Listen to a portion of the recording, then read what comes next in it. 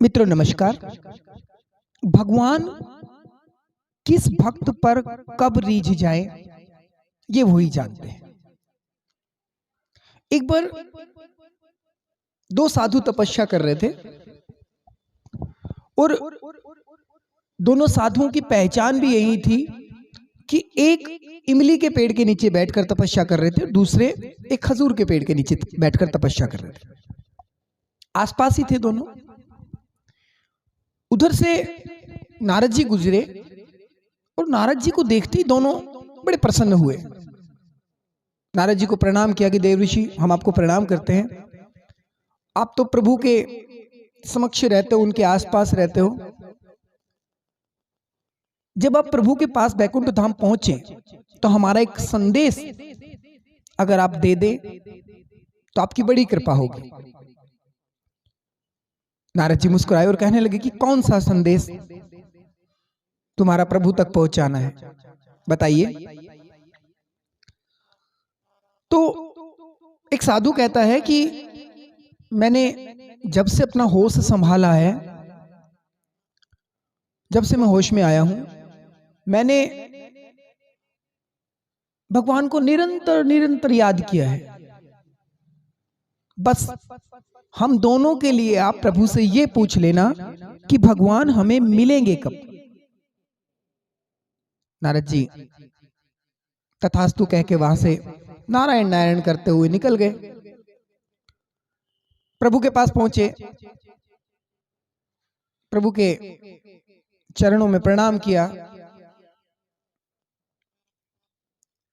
अपने बारे में बात की और कहने लगे कि प्रभु, आज पृथ्वी पर मुझे दो साधु मिले।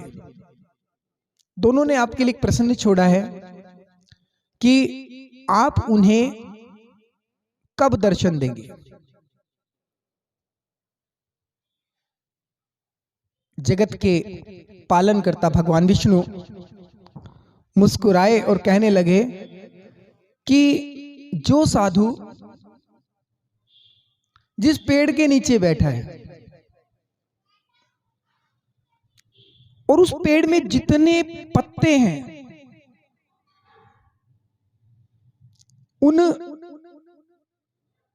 पत्तों के जितने जन जब वो ले लेंगे और निरंतर मेरी तपस्या करेंगे, तब मैं उनको मिलूंगा। समय बीता, नारद जी उधर से घूमते हुए वापस वहीं साधुओं के पास में पहुंचे। पहले साधु से कहने लगे कि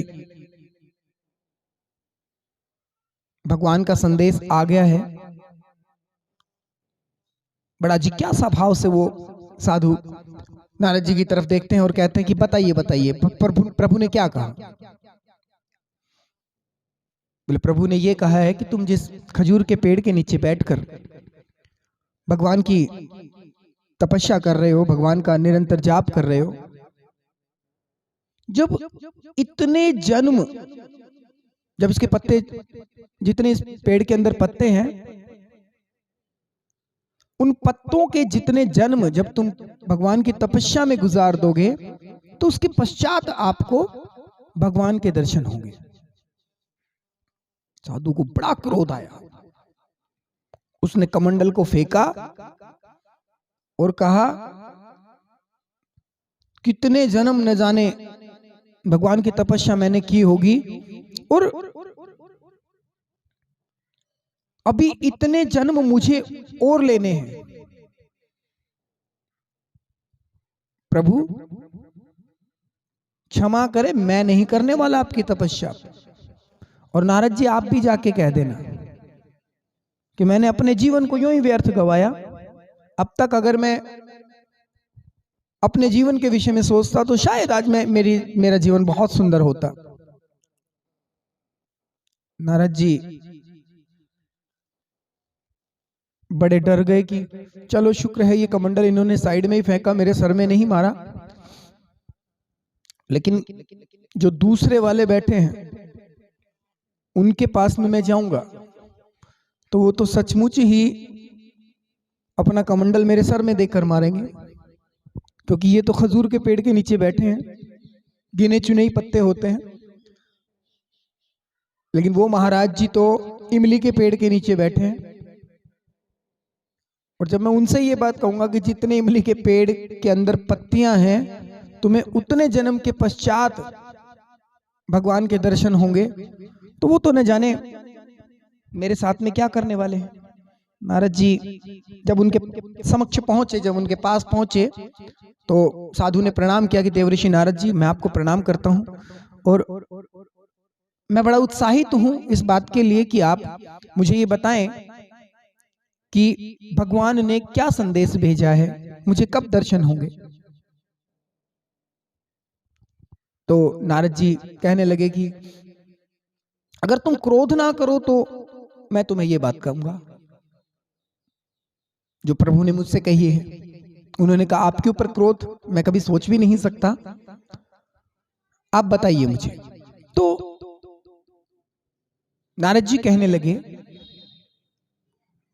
कि प्रभु ने ये कहा है कि तुम जिस पेड़ के नीचे बैठकर भगवान की तपस्या कर रहे हो, भगवान का नाम जप कर रहे हो, उस पेड़ के ऊपर जितनी पत्तियां हैं उतने जन्म जब तुम ले लोगे, उसके पश्चात तुम्हें भगवत प्राप्ति होगी। वो साधु मौन हो गए, आंखों से जल की धार बहने लगी और नारद जी से कहने लगे कि मुझे मिलेंगे तो सही ना, बस। क्योंकि नारद वचन सदा साचा, नारद जी का वचन झूठा नहीं हो सकता। यदि भगवान ने आपसे ये कहा है कि वो मुझे इतने जन्मों के पश्चात मिलेंगे, तो प्रभु मैं तो धन्य हो गया कि भगवान ने मेरे बारे में सोचा तो सही, और वो सोचते तो हैं। इतने जन्म क्या, संसार में जितने भी पेड़ पौधे हैं, अगर उन सब की पत्तियों के जितने भी जन्म अगर मुझे लेने पड़े और मुझे भगवत प्राप्ति हो, तो शायद मुझसे बड़ा बड़भागी कोई भी नहीं होगा। नारद जी बड़े स्तब्ध हो गए ये बात सुनकर। वहीं पर आकाश में बिजली कड़कती है और साक्षात परम प्रभु वहीं विराजमान हो जाते हैं, वहीं पर प्रकट हो जाते हैं। अब नारद जी देखते हैं कि भगवान आपने तो मेरी बात को झूठा कर दिया, मैंने तो इनसे ये कहा था कि भगवान तुम्हें तब प्राप्त होंगे जब इस पेड़ की सारी पत्तियों के जितने जब तुम जन्म लोगे। तो प्रभु कहने लगे, भगवान कहने लगे कि नारद जी, आपका वचन कभी झूठा नहीं होता।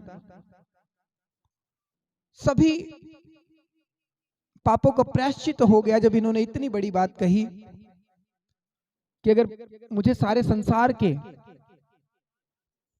पेड़ों की पत्तियों के जितने भी मुझे जन्म लेने पड़े तो मैं स्वीकार करता हूं, लेकिन भगवान मुझे प्राप्त होंगे। तो प्रभु के चरणों में वो गिरता है और कहता है कि भगवान, मुझ जैसे दीन पर आपने इतनी कृपा की है और अपने दर्शन मुझे दिए हैं, मैं धन्य हो गया। नारद जी मुस्कुराए और प्रभु भी उसको आशीर्वाद देते हैं। वो निरंतर प्रभु की भक्ति में लग गया। मित्रों, ऐसा ही कुछ स्थिति हमारी है। हम न जाने कितनी चीजें भावनाओं में बहकर, न जाने कितनी चीजें हम छोड़ देते हैं, परंतु इससे आगे भी बहुत कुछ है। प्रभु की निरंतर भक्ति करते रहें। भगवान आपको सदैव सदैव बहुत प्रेम करते हैं और कभी तो मिलेंगे।